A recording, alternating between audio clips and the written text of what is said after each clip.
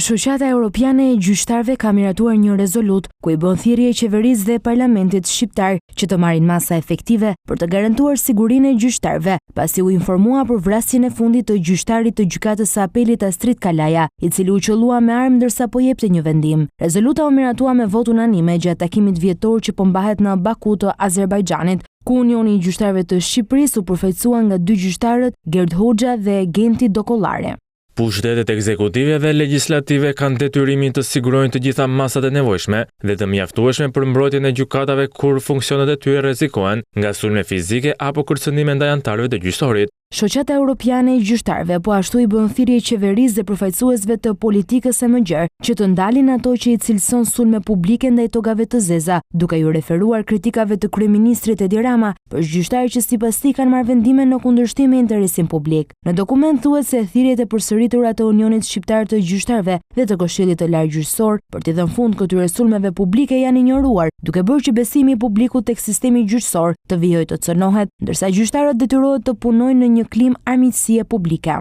Shoqata Europiane e Gjyqtarëve i kërkon qeverisë të garantojë respektimin e pavarësisë së gjyqësorit në Shqipëri. Kritika objektive ndaj gjykatave dhe vendimeve të tyre është e lejueshme, nuk është e pranueshme që pushtetet të tjera të shtetit të kritikojnë gjyqësorin në një mënyrë që cënon pavarësinë e tij, autoritetin gjyqësor ose besimin publik tek drejtësia, apo që nxit mosbindje dhe madje dhun ndaj gjyqtarëve. Vrasja e gjyqtarit Astrid Kalaja në sallën e gjyqit nxiti një debat për sigurinë në gjykata e prokurori, ndërsa institucionet e pavarura të drejtësisë kanë dalë me propozime konkrete për masat emergjente dhe ato afatgjatë që duhen ndërmarrë në bashkëpunim me qeverinë.